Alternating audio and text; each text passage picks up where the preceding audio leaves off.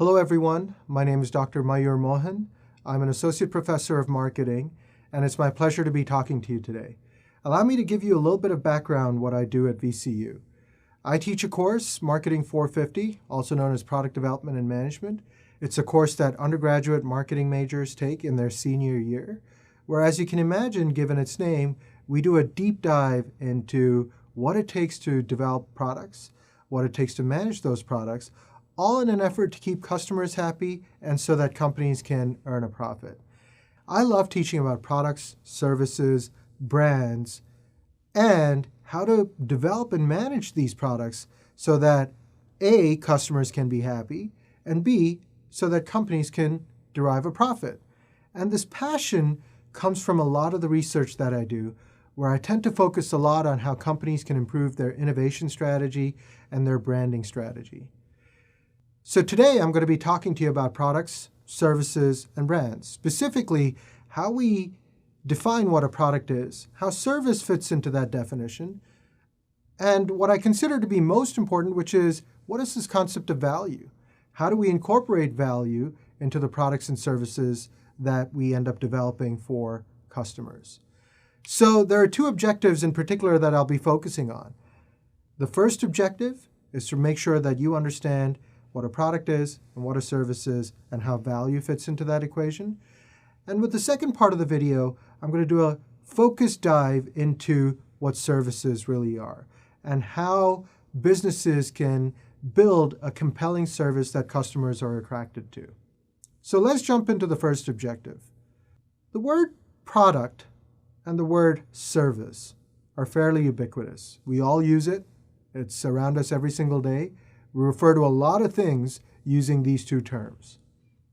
So when we think about a product, if we were to define it, specifically in terms of how your textbook might define it, it's anything that can be offered to a market for attention, acquisition, use, or consumption that might satisfy a want or a need that a consumer has. Now, very broadly, the word product is really an umbrella term.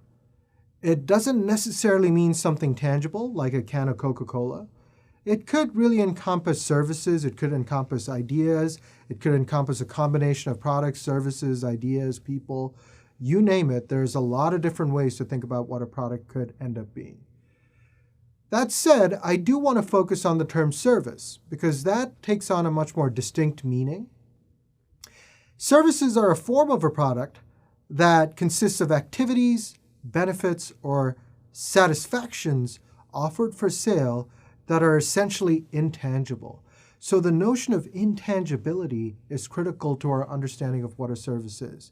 So what is something that's intangible? It's something we know it's out there, but we can't necessarily touch or feel. So one thing to keep in mind is that companies come in all sizes, shapes, and forms. And what I mean by that is there are companies that in some cases purely sell tangible products. That's all they do. On the other end of the spectrum, you might have companies that purely sell services. And in the middle, you're going to have a whole bunch of companies that do both. Some part of their business is tied to products, but alongside those products, they're also selling services. So while there are all these different types of companies engaging in products, engaging in services, engaging in a combination of products and services, in reality, as marketers, we don't really want to get too caught up in what distinguishes a product from a service. What's really going to help us out is to adopt a slightly different perspective, and that's to think about what's at the core of all these products and services.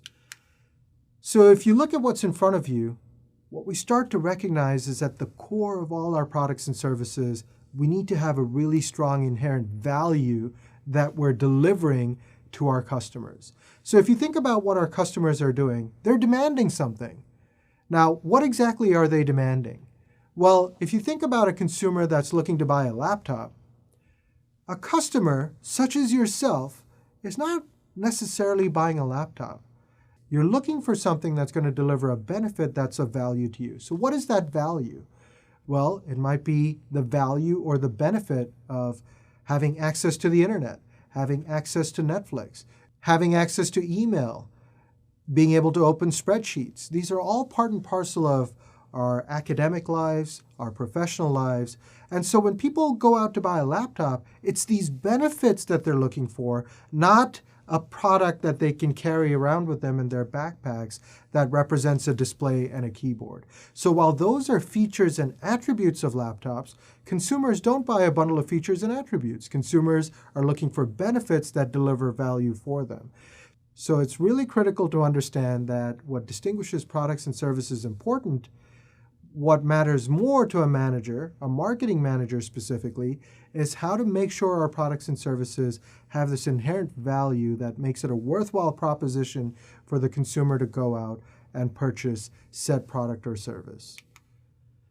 So when we think about things in terms of offerings, I oftentimes tell my students, look, products and services is a very traditional way of thinking. The 21st century marketing manager really needs to start thinking about offerings as defining everything that they do. So how does this notion of offerings or this mindset of offerings help?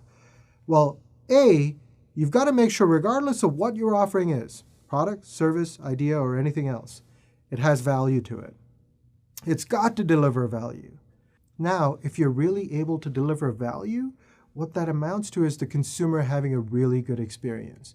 And experiences are critical. What we are trying to shape day in, day out are positive consumer experiences. So you might wonder, well, why does that matter?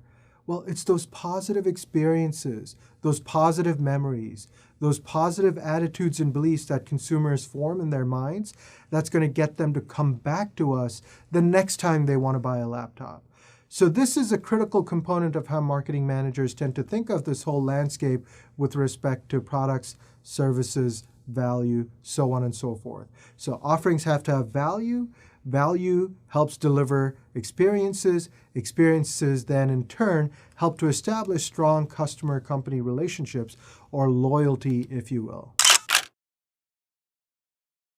So having said all that, I do want to take you through a couple of different classifications that are useful when it comes to managing products and services. And in introducing you to these classifications, what we're going to do is we're going to put ourselves in our consumer's shoes. So if you think about an average consumer, they go about making a variety of different consumption choices or consumption decisions. Not all of them are equivalent, and that's reflected in the types of products and services that they buy. Some of the products and services consumers end up purchasing are what we refer to as convenience products. These are products that we buy on a day-to-day basis or week-to-week basis, fairly regularly, fairly frequently. So things that come to mind are bottled water, soda, fast food, toothpaste, things like that. In fact, these are purchases that don't require much effort from a thinking standpoint or a cognitive standpoint.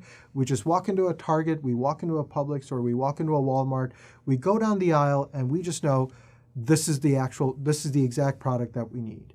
There isn't much thought given to it. So it's almost habitual in a sense. Now, a second classification of products is what we refer to as shopping products. Clearly, not all products we buy are products where we just know right off the bat exactly what we need. There are those products that require us to go through a little bit more thinking or thought, where we are much more deliberate about shopping for the correct choice. So this could be clothing, this could be electronics, this could be buying a car, things of that nature, where, again, if we get it wrong, we don't get a do-over. So there's a lot of emphasis on getting it right the first time. A third class of products is what we refer to as specialty products and services. This is a unique class of products in that these are oftentimes what we think of as aspirational products, perhaps, things that we might buy once in a lifetime.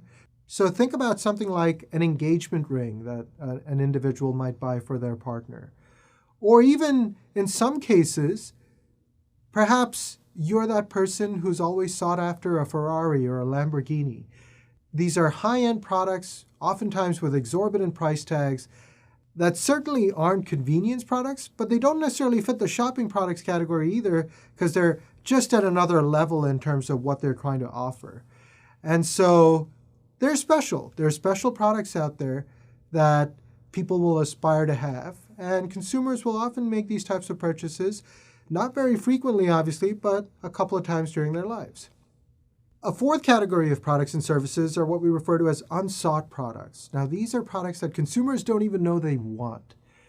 Now, you might wonder, well, what are some examples of this? And it's not necessarily easy to think of examples of these types of products because we, like I said, don't even know we want them.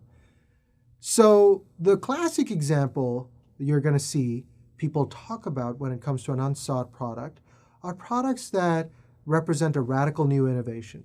Things that clearly didn't exist before they were introduced into the marketplace and therefore represent a complete departure from what consumers have been used to buying all along. So consider the iPad or tablet devices, for example. These were devices that came about after smartphones came about. I remember Apple making, for example, the original iPad announcement. I kept thinking to myself, that's odd. Why would I need something that's this large, this big, that basically mimics most of what my phone does, yet I can't hold it up to my head and make a phone call with it? But now, as you can see, it's a device that is all over the place. Everyone seemingly has a tablet device or an iPad or something akin to that. And so these are examples of unsought devices. Unsought devices quickly become sought-after devices, if you will. And so you'll see this with a lot of the Internet of Things type devices, so your smart thermostats and things like that, where originally people would question, do I really need this? How is this going to help me out? But over time, they become part of the consideration set that a consumer is looking at when they're looking to purchase a certain solution that they require. Now, that's really only on the consumer side. If we were to focus on the industrial products and services, once again, there's a whole plethora of types, classifications, ways to think about what industrial products could be and how you might categorize them. Industrial products are really those products purchased for further processing or for use in conducting a business. So think about what a company like Dell that makes laptops would need to buy from other companies. Think of components, if you will, that they're going to procure, put together, put it into a format of a laptop, which they then sell to end consumers. So as you think about the universe of products and services, there's a lot of ways that we can slice and dice what products and services can be, but don't forget the critical point that at the core of all these products and services, whether you're selling to a consumer or whether you're selling to a business, it has to have inherent value. Without that core value, there's no way products and services can be successful in the marketplace. Now I'd like to switch over to our second objective for this video, which is to give you an overview of services. A key notion of services, as I described it earlier, is the notion of intangibility, where we know it's there, but we can't necessarily touch it or feel it. So while intangibility is a critical component of how we describe what a service is, there are other factors that we need to consider. Factors such as inseparability, perishability, and variability. Inseparability means that services really can't be separated from their providers. It doesn't matter who the provider is, whether it's a person or a machine. You just can't separate the service from who's providing it or what is providing it. Variability means that the quality of services depends on who provides them as well as when, where, and how they're provided. So it's really hard to replicate a service identical to how someone else might have done it at some other point in time, at some other place in time. So variability is really core to how services are provided. And we know that when we revisit our favorite restaurant, depending on who the server is, depending on who might be the line cook that day, food might come out tasting slightly different, the service might be slightly different. That's all part and parcel of what makes up a service. The concept of perishability with regard to services really means that services cannot be stored or sold at a later point in time. This is the reason why doctors charge patients for not showing up to an appointment.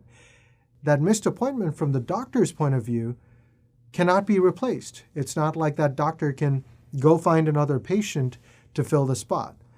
So that's another critical component of services. So when you think about services, think about intangibility first, but then very quickly start to recognize that inseparability, perishability, and variability are all fundamental aspects of what makes up a service. Successful service companies focus their attention on both their customers and their employees.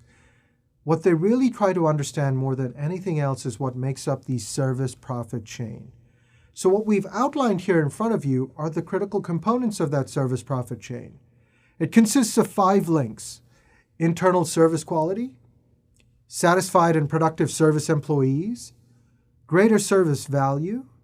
You want customers that are satisfied and loyal, which all then leads to healthy service profits and growth. So when we think about it that way, particularly from a service profit chain perspective, we start to recognize that services is not just about the customer and the company, but there are multiple different ways to think about what services marketing really is. And you've got to get all these pieces of services marketing correct in order to have a successful service business. So if you look at the external marketing side, this is where it's all about the customer and the company. Sure, you've got to deliver your services the right way to your customers, but you've got to make sure your employees, your frontline employees, people that are interfacing with customers, have been trained to do it well. And this is what we refer to as interactive marketing within services marketing. You've got to get that piece right as well. But in order for your frontline employees to treat customers the right way, they've got to be happy in their jobs. They've got to be convinced that they're part of the right organization for them.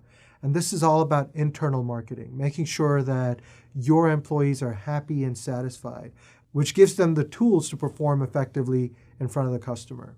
A great example of this is Wegmans. They're widely recognized as a service champion, a customer service champion. And the reason that they're able to do this is because they're not just getting the customer company aspect of services marketing correct. So if you recall, the customer company part was the external marketing part of services marketing, but they're doing a really good job of training their frontline employees to treat customers the right way. So that's that interactive marketing piece. And they're also doing everything they can from a company standpoint to make sure that their employees are happy and satisfied. So their internal marketing has always been very robust. So when it comes to service companies, with respect to their marketing tasks, there are 3 major things that they're seeking to do.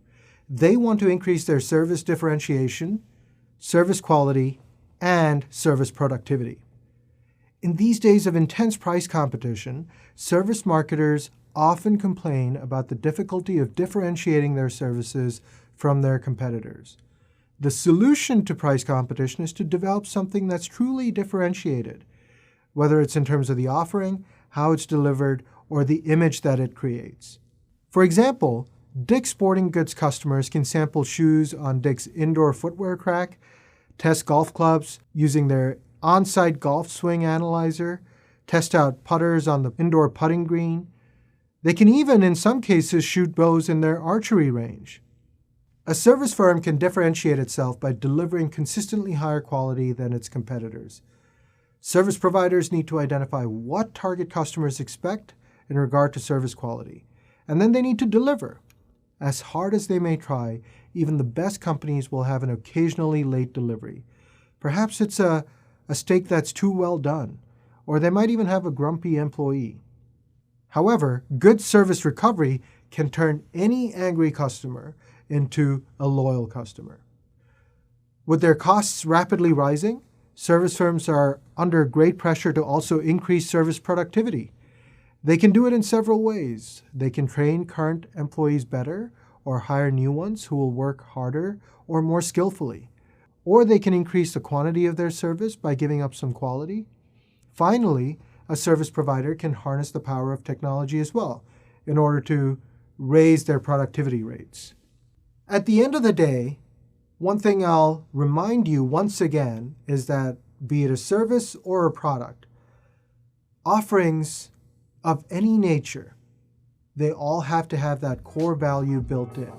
And a lot of what we do in marketing is trying to understand how customers perceive that value and how we can make sure that we're incorporating that value into the products and services that we go on to develop and sell into the marketplace.